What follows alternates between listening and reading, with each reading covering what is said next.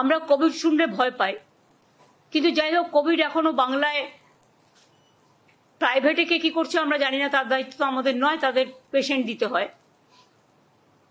আমাদের সরকারিভাবে যে রিপোর্ট আমাদের কাছে আছে, তথ্য আছে, আমরা প্রত্যেককে ইম্পর্টেন্ট যারা জড়িত, পঞ্চায়েত থেকে শুরু করে, আরবান থেকে শুরু করে, মিউনিসিপ্যালিটি থেকে শুরু করে, ডিএমই থেকে শুরু করে, ডিএইচএস থেকে শুরু করে, বিশেষ করে এই ডিজিজের ব্যাপারে যোগীরাজ থেকে শুরু করে আমাদের health department, MSME department, police department, সকলে, চিফ সেক্রেটারি, হোম সেক্রেটারি, আমরা সকলকে নিয়ে কলকাতা কর্পোরেশন থেকে শুরু করে পঞ্চায়েত, রুরাল, সব ডিপার্টমেন্টকে ডেকে মিটিং করে আমরা প্রস্তুতিটা সেরে রাখলাম।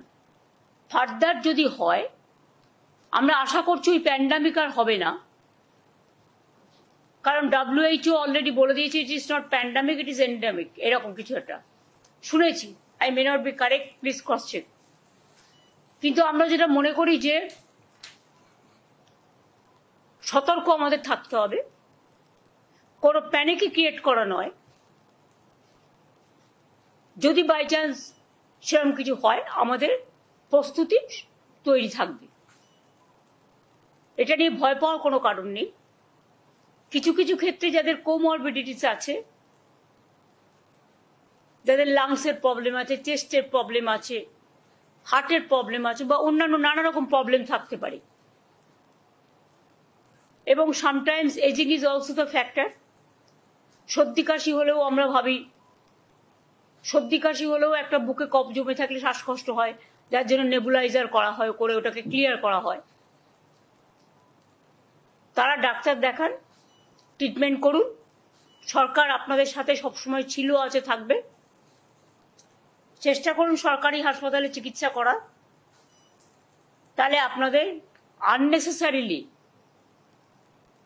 কোনো একটা অসুখের নামে বেশি টাকা খরচ হবে না। যার সত্যি প্রয়োজন তাকে যা যা দেওয়া দরকার সবকিছুই সরকারি হাসপাতালে আছে, এবং এখন অ্যান্টি কোভিডও ভ্যাকসিন বেরিয়ে গেছে, ভ্যাকসিন সবাই নিয়েছে। সুতরাং আমরা নিজেদের ইন্টারেস্টেই নিজেরা মিটিংটা করলাম, যাতে ফার্দার যদি কখনো সেরকম পরিস্থিতি হয়, তখন আমরা যেন প্রস্তুতিটা রেখে দিতে পারি, যাতে কোনো অসুবিধে লোকের না হয়।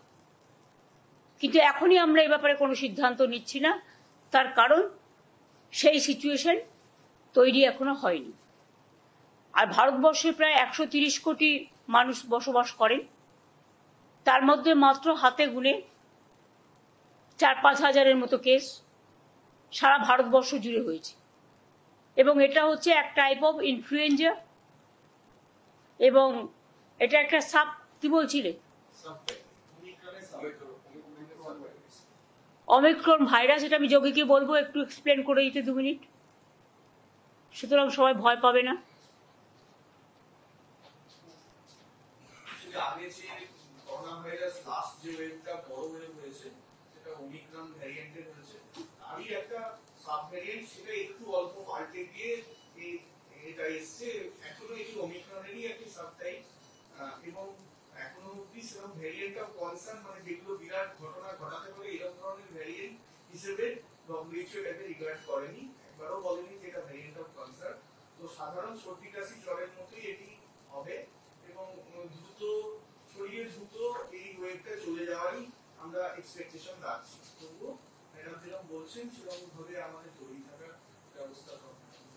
বর্ষাকালে, শীতকালে একটুখানি সর্দি কাশি হয়, সুতরাং সেটারও মাত্রা কমে গেছে, যেটা এনারা বলছেন, মানে বিশেষজ্ঞরা।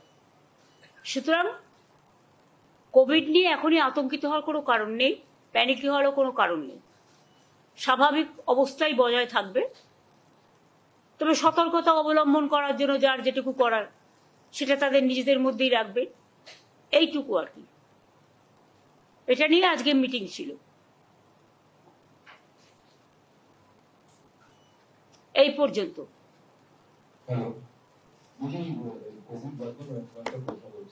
না, অন্য কোনো কোশ্চেন এখানে হবে না, এটা অফিসাররা প্রত্যেকে আছে, অনলি এটা Covid related meeting, nothing else. সরকারি কর্মী সেটা হচ্ছে যে জগন্নাথ মন্দির তো ভীষণ প্লিজ আমি আপনাদের বলছি, this is only Covid related, please understand your limitation also, I understand my limitation. হেলথের মিটিংয়ে জগন্নাথ দেব আসবে না, জগন্নাথের মন্দিরে জগন্নাথ দেব আসবে, ঠিক আছে? Thank you. Shyam steel flexi strong TMT bar, ये स्ट्रॉन्ग के साथ फ्लेक्सिबल भी है। आपदा मुसीबत कोई भी आए, ये घर को अटूट बनाए। जब TMT फ्लेक्सी स्ट्रॉन्ग, तो घर रहे हमेशा के लिए स्ट्रॉन्ग। ये स्टाइल का मामला है, रूपा फ्रंटलाइन।